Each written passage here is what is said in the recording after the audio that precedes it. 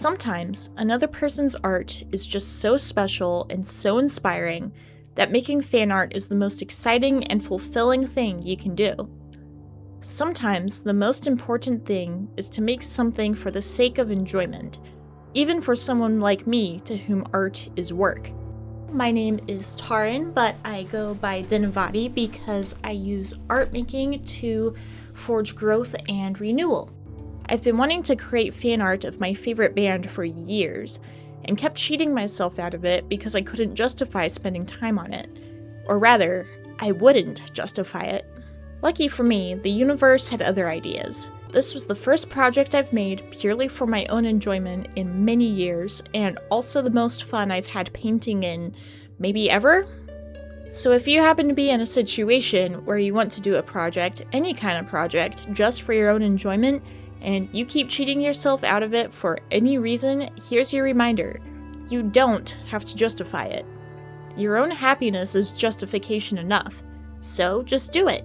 And feel free to share your project in the comments. I'd love to hear about what you're working on, and it doesn't matter whether you think of yourself as a quote-unquote artist or not.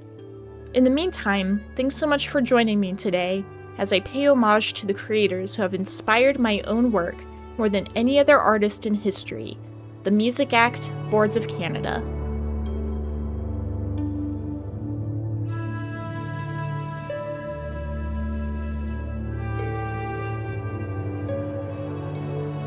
In 2014, one of my best friends introduced me to Boards of Canada. I was 17 at the time and had never heard anything like it. I was utterly entranced. It was as if a synthesizer had reached into my brain, understood everything it saw there, and turned it into sound waves. I had never before experienced art that made me feel so understood on my most intrinsic level. I listened to the entirety of that album, which was Gio Gotti, in one sitting, and it was like watching a light show behind my closed eyes.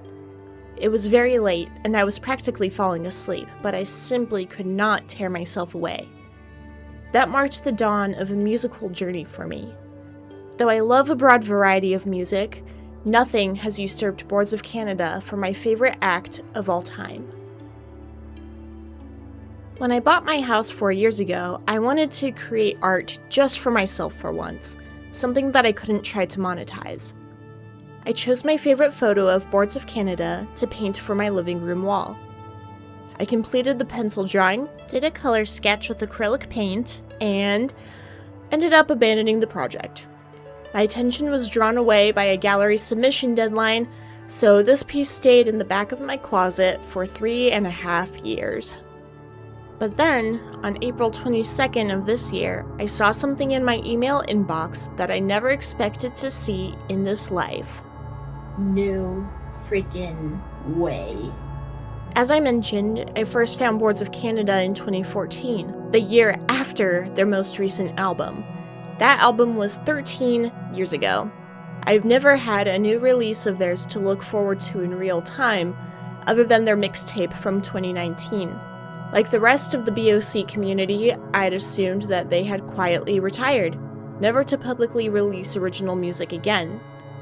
But here it was in my inbox, this email, just as casual and unassuming as any other music rec emails I get from Bandcamp. It defied all my expectations and sparked my hopes and dreams. Naturally, I thought of my abandoned painting sitting in the back of my closet. Naturally, I decided this was the best possible time to finish it. As an artist, I have always found Boards of Canada's aesthetic and the effect their music has on my synesthesia to be a special point of inspiration. Of all the photographs taken of the iconic duo, this one has always struck me the most, because oh my goodness, that lighting. How did they manage to schedule the photo shoot to catch that exact second the sun broke over the hill? The eerie green hue over their skin, the strong silhouettes and bleak contrast, the fingery yellow rays, the rainbows catching in the camera lens. I can't be the only artist who's ever wanted to paint this.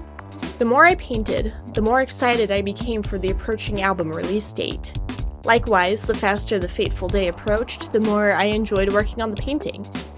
And of course, I had my IDM playlist going the whole time.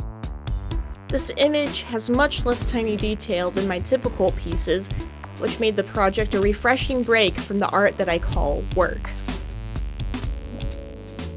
On May 7th, BOC released the first single off the album, which I promptly started listening to on repeat.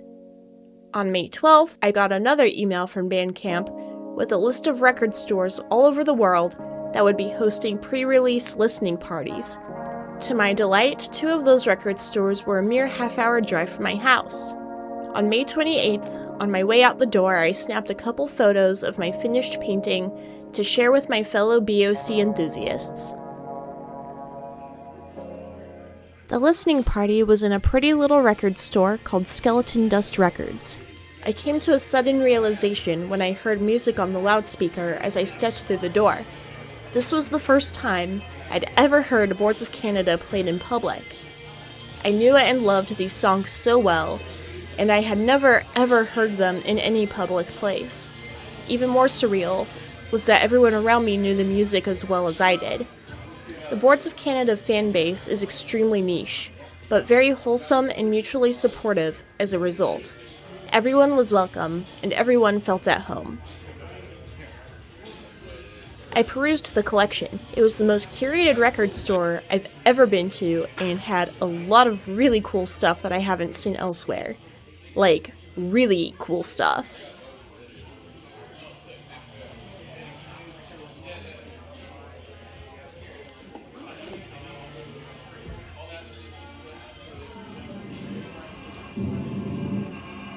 There were 3 live IDM synth acts and a glitchy light show befitting the scene. And then the feature started. I spent most of the time chatting with one of the employees. We analyzed and geeked out about the album song by song. It was a nice change of pace to be surrounded by a whole crowd that felt like my people. I've always been an outcast, and my true friends have always been just as niche as Boards of Canada. I even won this keychain in a drawing at the end, and I will love it forever. The next day, I sat down in my studio to review my newly finished painting with fresh eyes.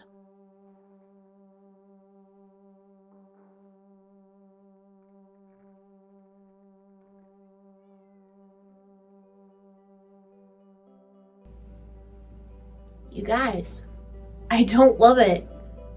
I realized at that moment that the image's strongest quality, the lighting, was also its biggest challenge. The shapes are dramatic and striking, and lack almost any differentiation in value. The big, bright sky is flat. The dark forms of the figures below their faces are flat. All the interest is right in the middle, where the sun rays cast rainbows and green light on the faces. That's fine and all, but seeing the image on a canvas this big made me realize that the empty spaces need more going on. But how to do that without competing with the focal point or fundamentally changing the image? I decided the solution was physical texture, specifically impasto. If you're new to oil painting terms, impasto is a colorless paste that you can mix into the paint to make it really thick and hold its form. If you've ever seen oil paintings with a chunky texture created by the paint itself, that's impasto. I only taught myself how to use oils last year and have never used impasto before. So, this painting is now not only self-care fan art, but a chance to experiment with a new technique. The Michaels in my hometown didn't have any, so I ordered it online. When it arrived about a week later, I got back to work. And of course, I had the new Boards of Canada album on repeat. My first session with the impasto was rough, but informative.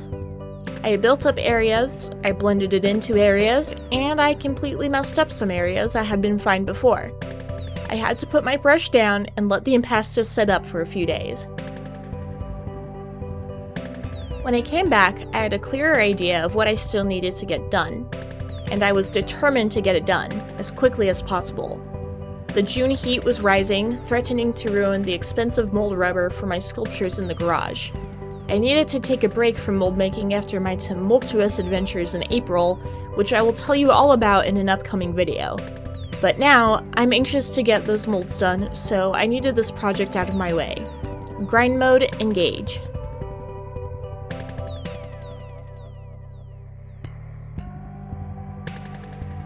After 3 more days of single-minded painting, my work was complete.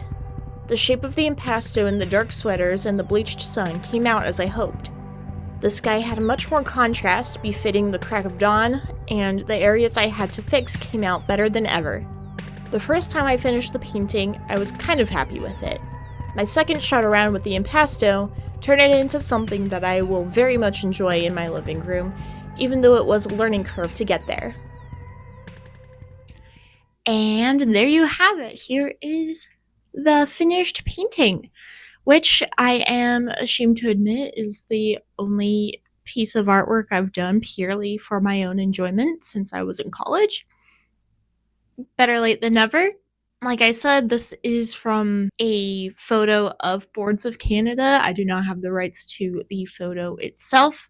Therefore, I cannot sell prints or anything like that. It was just for me.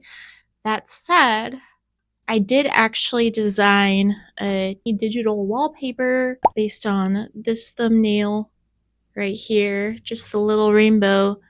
And I also designed a wallpaper of an animation that I painted for my own transition screen in my videos. And if you want those digital wallpapers for your own free download, all you gotta do is sign up for my newsletter. Link is in the description. If you enjoyed this video, please like, subscribe, comment, hit the notifications bell so that you actually get notifications when I post something new. All the other work I've ever done is monetizable, so if you like my style, then be sure to check out my website for all the other work I've done. The link is in the description for that as well. Thanks so much for being here. I hope you enjoyed. I hope you like the painting, and I hope to see you in the next one. Bye, guys.